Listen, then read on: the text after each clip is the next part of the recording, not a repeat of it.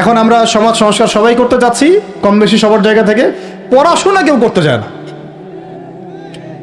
আল্লাহর কসম করে বলছি, যারা ইভেন দাওয়াতের কাজ করছে এইসব জায়গায় আমরা যারা দাঁড়ায় আছি না, তাদের অনেকেই ওলামায়ে কেরামের সাথে কোনো তাআল্লুকই নাই, কোনো সিলেবাস নাই, কোনো পড়াশোনা নাই, কোনো ক্রাইটেরিয়া নাই, কোনো অ্যারাবিক শেখার কোনো ফিকির নাই, কোরআন শেখার কোনো ফিকির নাই, তাফসির শেখার কোনো ফিকির নাই। আমি দাওয়াতের কাজ করতেছি, সুবহানাল্লাহ, মানুষ আমাকে সেলিব্রিটি মনে করে, দ্যাটস অল। এভাবে হয়? এভাবে কি দাওয়াতের কাজ হয়? অথচ নবী সাল্লাল্লাহু আলাইহি ওয়াসাল্লামকে আল্লাহ পাক পড়তে বলছেন। তাহলে প্রথম দরকার আমাদের জ্ঞানতাত্ত্বিক রেভলিউশন। যেটা বললাম যে বিগত 50 বছরে অলরেডি আমাদের ঘরে ঘরে একজন করে আলেম, একজন করে হাফেজ থাকা উচিত ছিল। এটা বিগত 50 বছরের শিক্ষা সিস্টেমটা এমনভাবে সাজানো হয়েছিল যেটা একটা ধর্মনিরপেক্ষ শিক্ষা সিস্টেম। এটা এই যে একটা ছেলে বসে আছে 30 বছর বয়স, ওর তো অধিকার ছিল যে সে এসএসসি এইচএসসি অনার্স মাস্টার্স লেভেলে এসে কোরআনের অর্থ করার যোগ্যতা সে অর্জন করবে। এটা তার রাইটস ছিল অ্যাজ এ মুসলিম কান্ট্রির একজন সিভিলিয়ান হিসেবে। তার রাইটস ছিল এটা, যে আমি একজন মুসলিম কান্ট্রির সিভিলিয়ান, আমার রাইটস আছে স্কুলে গিয়ে কোরআন শেখার, কলেজে গিয়ে কোরআনের তাফসীর শেখার, অনার্স লেভেলে গিয়ে হাদিস পড়তে শেখার, হাদিসের মোতাআলা করার। ইভেন সে মাস্টার্সের পরে ইফতা দেওয়ার মতো যোগ্যতা অর্জন করতে পারতো যদি শিক্ষা সিস্টেমটার মধ্যে সমন্বয় থাকতো। কিচ্ছু করা হয় না এইসব লেভেলে। 50 বছর ধরে এই জাতিকে শিক্ষার অন্ধ করে রাখা হয়েছে। কওমি মাদ্রাসাগুলো যদি না থাকতো, এই দেশ থেকে ইসলামকে মিটাই ফেলে দিত এরা। এটা বাস্তবতা। কথা হচ্ছে, একজন জেনারেল শিক্ষিত ছেলে যে এদেশের মুসলিম নাগরিক, তার রাইটস আছে প্রাইমারি স্কুলে সে কোরআন তেলাওয়াত করা শিখবে। শিখতে পারে নাই কেন? কেন পারে নাই? পিতা মাতাও তো মাশাআল্লাহ সুবহানাল্লাহ সেই কোয়ালিটির। ছেলে 10 বছরে কিছু শিখুক না শিখুক, বাংলা ইংরেজি অঙ্ক তাকে শিখতে হবে। কোরআন হাদিস এগুলো তো কোনো বিষয়, এগুলো কোনো বিষয় হলো? আপনাদের কাছে আল্লাহর কসম এগুলো দামি নাই। ওই একদিন দুই দিন ওয়াজ মাহফিলে আইসা আবেগ দেখান। কোরআন হাদিসের প্রতি যদি মহব্বত থাকতো, ছেলেকে তো আলেম বানাইতেন আপনি, ছেলেকে তো আপনি একজন হাফেজ বানাইতেন কমপক্ষে। আপনি তো ছেলেকে এমনভাবে গড়ে তুলেছেন আপনার জানাজাই পড়তে পারবে না।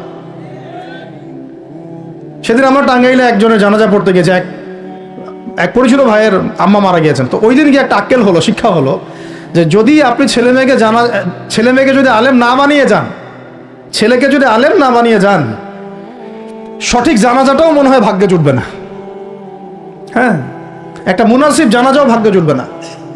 তো আমাদের এই স্কুল কলেজ পড়ুয়া ছেলে মেয়েদের রাইটস ছিল এগুলো শিখতে পারে নাই। অনার্সে পড়ে তার বয়স কত? 20 থেকে 25 বছর। 25 বছরে সে 25টা সূরা জানে না, 25টা সূরার নামই জানে না, 25টা সূরার নাম বলতে পারে না। কোরআন বিধান কায়েম করতে আসছেন আপনি, সুবহানাল্লাহ, 25টা হাদিস বলতে পারেন না, 25 জন নবীর নামও বলতে পারে না।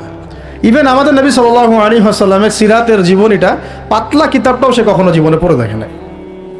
এই অবস্থা মাস্টার্সে বিসিএসে সব জায়গায় একই চলছে আর কি। বিসিএসের যে ভাইবা হয় সেখানে কি ইসলাম ধরা হয়? বিসিএসের ভাইবা যখন হয় তখন তাকে কোরআন তেলাওয়াত জিজ্ঞাসা করা হয়?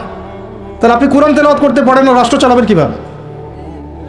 কোরআনের সাথে কোনো তাআল্লুক নাই। তার মানে আপনাদের কনসেপ্ট হচ্ছে রাষ্ট্র আলাদা, কোরআন আলাদা, মানে রাষ্ট্র চালাতে কোরআন লাগে না। আপনার কনসেপ্ট এটাই। হ্যাঁ, না হলে তো কোরআনটা আপনি আনতেন সিলেবাসে, তাফসির আনতেন, হাদিস আনতেন, সিরাত আনতেন। আপনার কনসেপ্ট হচ্ছে রাষ্ট্র আলাদা, কোরআন আলাদা, হাদিস আলাদা, এগুলো পড়াশোনা আলাদা, ব্যাংকিং সিস্টেম, ইকোনমিক্স আলাদা, ইসলাম আলাদা, তাই না? রাজনীতি আলাদা, ইসলাম আলাদা, তারপরে সংস্কৃতি আলাদা, ইসলাম আলাদা, শিক্ষানীতি আলাদা, ইসলাম আলাদা। এই কনসেপ্ট হচ্ছে এদেশের 90% মানুষের কনসেপ্ট। এরা সবাই শিরকের মধ্যে আছে, আল্লাহর কসম করে বলতেছে, সবাই শিরকের মধ্যে আছে। এরা সবাই ধর্মনিরপেক্ষ, সেকুলার। বাদ দিয়ে আমরা যারা দাড়ি টুপিওয়ালা কিছু মানুষ আছি, আমরা একটু মৌলবাদী চিন্তা করি আর কি।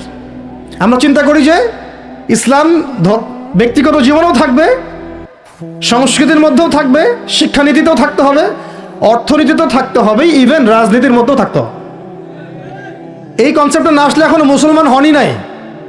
এই কনসেপ্টে না আসা মানে এখন পর্যন্ত কালিমা লা ইলাহা ইল্লাল্লাহ এটা বুঝেনই নাই আপনি, মুখে পড়েছেন, দ্যাটস অল। এই কারণেই তো লা ইলাহা ইল্লাল্লাহ পড়ার পরেও মোদির পা চাটেন বসে বসে।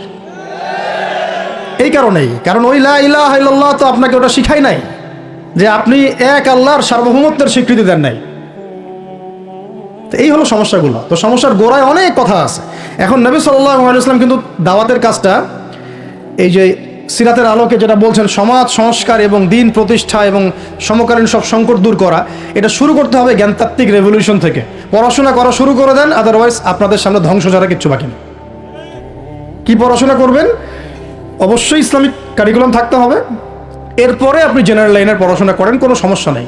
আর এই পড়াশোনা একা একা করা যাবে না, ওস্তাদের সহবত লাগবে, ওলামা কেরামের সহবত লাগবে। আমি তো এটা বলি যে আপনি কারো লেকচার শোনার আগে আপনি আগে চেক করবেন যে তার ওস্তাদ কে, কোথায় সেদিন শেখে, কার কাছ থেকে সেদিন শেখে, কোত্থেকে সে এই ইলমগুলো অর্জন করছে, তার লোক কোথায়। আবেগে ভাসলে হবে না এখন বিষয়টা। তো পড়াশোনার এখন যে আরও 20 বছর পড়াশোনা না করে আমি কোনো কাজ করতেই পারবো না এমনটাও না, কিন্তু পড়াশোনা আগে শুরু করা। এখন আপনার কাজ পড়াশোনা শুরু করা, ইকরা বিসমি রাব্বিকাল্লাযী খালাকের হক আদায় করা এবং ওস্তাদের সহবতে থাকা। যেমন জেনারেল লাইনে পড়েছেন 20 বছর, একা একা কি পড়েছেন? না, প্রতিষ্ঠানে গিয়েছেন, ডেইলি ক্লাস করেছেন, টিচারের সহবতে ছিলেন, বেতন দিয়েছেন, ব্যাসে থেকেছেন, তারপরে আরও কি করেছেন? বাবার জমি বিক্রি করে দিয়েছেন, বাবা মায়ের জমি বিক্রি করে। সেম অন্ততপক্ষে এতটুকু যতটুকু আপনি জেনারেল লাইনের জন্য করেছেন, জেনারেল লাইনে যদি যতটুকু করেছেন, ত্যাগ, শ্রম, মেধা খরচ, কষ্ট স্বীকার করা, এর যদি অর্ধেকও যদি দিন শিক্ষার জন্য করতে না পারেন, আপনি নিজেও মুনাফেক। আমরা নিজেরাও মুনাফেক তখন। বেশক আমাদের মধ্যে নেফাকি আছে, সুবহানাল্লাহ। আপনি একটা ডিগ্রির জন্য একেবারে 20 বছর ঢালতে পারেন, 20 কোটি টাকা ঢালতে পারেন, বাপের জমি বিক্রি করতে পারেন, মেসে থাকতে পারেন, ঢাকা বিশ্ববিদ্যালয়ের সেই লাইফ লিড করতে পারেন, এক বিছানায় 2 জন থাকি, ফ্লোরের মধ্যে ফ্লোরিং করে থাকা, হ্যাঁ, হাজার হাজার লাখ লাখ টাকা খরচ করা, কষ্ট করে সকালে ওঠা, রাত জাগা, পড়া, পরীক্ষা দেওয়া, অ্যাসাইনমেন্ট, কত কি। আমি তো জানি এগুলো, আপনারা তো অনেকে না জানেন, আমি তো জানি, আমরা তো ইউনিভার্সিটিতে পড়েছি। তো এই পরিশ্রমগুলো আপনি করছেন অনলি ফর একটা সার্টিফিকেট আর একটা চাকরির জন্যে, আর এর 10% কেন 5% আপনি করতে চান না দিনী শিক্ষার জন্যে। তো আমি মুনাফেক না হলে এই পৃথিবীতে আর মুনাফেক কে আছে? তো এই মুনাফেকদেরকে দিয়ে আপনি দিন কায়েম করবেন নাকি? শোনেন, আবেগ দিয়ে বিপ্লব হয়। আবেগ দিয়ে কি হয়? আবেগ দিয়ে বিপ্লব হতে পারে, আবেগ দিয়ে শরিয়া খিলাফা কায়েম হয় না। আবেগী হয়ে একটা বিপ্লব হতে পারে, কিন্তু আবেগ দিয়ে শুধু আবেগ দিয়ে শরিয়া খিলাফা কায়েম হবে না। শরিয়া খিলাফা কায়েম হয়েছে কাদের হাতে? সাহাবীদের হাতে। কাদের হাতে? আমাদের জিন্দেগি যখন সাহাবিওয়ালা হবে তখন শরিয়া কায়েম হবে। চাল পড়াশোনা করে না, সাহাবিওয়ালা জিন্দেগি কিভাবে যাপন করবে? ওলামায়ে কেরামের সাথে তাআল্লুক নাই, সাহাবিওয়ালা জীবন কিভাবে যাপন করবে? নামাজের ঠিক নাই, সাহাবিওয়ালা জীবন হইল কিভাবে? কোরআন তেলাওয়াত করতে পারেন না, সাহাবিওয়ালা জীবন হইল? দিনের জন্য আমর বিল মারুফ নাহি আনিল মুনকারের কাজ নাই, ওই যোগ্যতাও নাই, তাহলে সাহাবিওয়ালা জীবন হইল কি? চেহারা স্রোতের মধ্যে ইসলাম নাই, সুন্নতের প্রতি পাবন্দি নাই, সাহাবিওয়ালা জিন্দেগি হলো কি? সাহাবিদের হাতে বদর যুদ্ধ হয়েছে, জয়লাভ করেছে।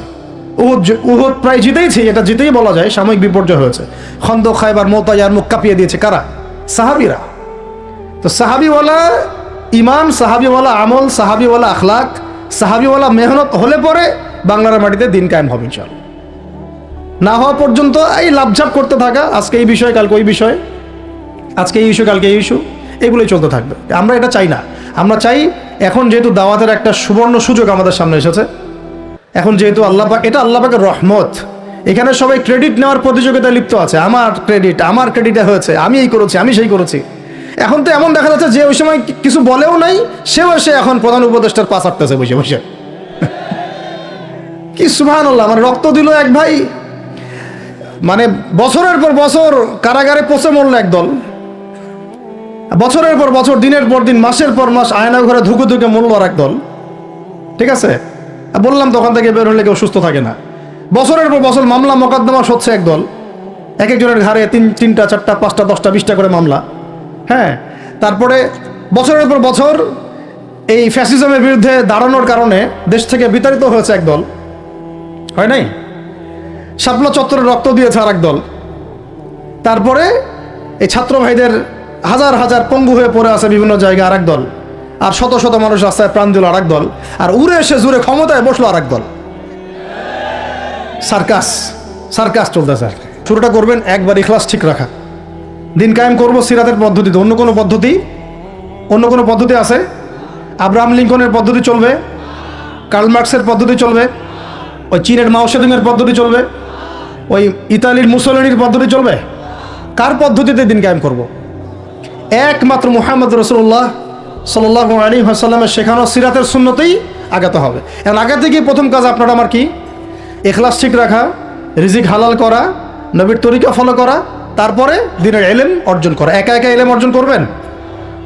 ওলামায়ে কেরাম খুঁজে বের করবেন। ওলামায়ে কেরাম সব জায়গাতেই আছে, আলহামদুলিল্লাহ, এটা আমাদের সৌভাগ্য।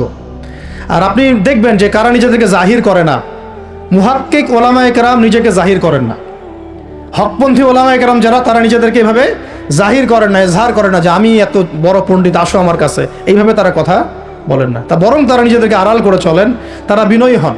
এবং আপনারা দেখবেন না যে আহলে ফেসবুক ওয়াল জামায়াতের মধ্যে কার পপুলারিটি বেশি, এইটা দেখতে যাবেন না। আপনারা দেখতে যাবেন বড় বড় ওলামায়ে কেরাম কার পিছনে ছোটেন। মুহাক্কিক আলেম খুঁজবেন কিভাবে? আপনি দেখবেন না যে অমুক ভাই তমুক ভাই, আমাদের এই ভাইরা কার পিছনে ছোটে, বরং আপনি দেখবেন যে হ্যাঁ, বড় বড় ওলামায়ে কেরামগণ কার পিছনে ছোটেন, এবং সেই মূল উৎস থেকে জ্ঞান অর্জন করার চেষ্টা করবেন ইনশাআল্লাহ, তৌফিক দান করেন, আমিন। এটা ছাড়া আপনারা জ্ঞান অর্জন হবে না, এবং জ্ঞানের সাথে যে আদব সেটাও শিখতে পারবেন না, আদবের সাথে তাআল্লুক হচ্ছে তাসাউফের, সেটাও শিখতে পারবেন না, এবং তাসকিয়ার, এই তাসকিয়া অর্জন হবে না। আল্লাহ পাক আমাদেরকে তাসকিয়া অর্জন করে তৌফিক দান করেন। ইলম শিখবো, তারপরে কাজ হচ্ছে আমাদের আমল বাড়িয়ে দেওয়া। আল্লাহ নবী সাল্লাল্লাহু আলাইহি ওয়াসাল্লাম সাহাবায়ে কেরামকে শুধু জ্ঞান শিখতেন নাকি আমলও করতেন? সবচেয়ে বেশি পরহেজগার ব্যক্তি কে এই উম্মতের মধ্যে বলেন? আমাদের নবী সাল্লাল্লাহু আলাইহি ওয়াসাল্লাম। হ্যাঁ, তিনি তো অবশ্যই। তারপরে আবু বকর রাদিয়াল্লাহু আনহু, ওমর ইবনুল খাত্তাব, আলী ইবনে আবি তালেব, ওসমান বিন আফফান রাদিয়াল্লাহু আনহু আজমাইন, প্রত্যেক সাহাবী। তো সাহাবীদের আমল একটু দেখেন, সারাদিন রাত তারা কেমন কি করতেন, কিভাবে কাটাতেন। আমরা আমাদের দিনের একটা বড় অংশ অপচয় করি, নষ্ট করি। তারা সময় নষ্ট করতেন না, বরং তারা প্রত্যেকটা সময়কে কাজে লাগাতেন। প্রত্যেক দিন একদিন ওই হাদিসটা আপনারা তো জানেন, একদিন নবী সাল্লাল্লাহু আলাইহি ওয়াসাল্লাম বললেন, আজকে জামাতের সাথে নামাজগুলো পড়েছে কে? আবু বকর রাদিয়াল্লাহু আনহু হাত তুললেন, আমি পড়েছি। আজকে সদকা করেছে কে? আমি। আজকে সওম রেখেছে কে? আমি। আজকে জানাজায় শরীক হয়েছে কে? আমি। এরকম অনেকগুলো আমলের কথা নবীজি বলেন, সবগুলোই দেখা গেল আবু বকর রাদিয়াল্লাহু আনহু করেছেন। সুবহানাল্লাহ, একদিনে সব আমল। এভাবে তারা দিন কাটাতেন। আপনি আর আমি যদি জুমার দিনে মসজিদে আসি তাহলে তো সমস্যা ভাই, আমাদের দ্বারা তো হবে না। আল্লাহ পাক আমাদেরকে যেন ইসলাহ করার তৌফিক দান করেন, আমিন।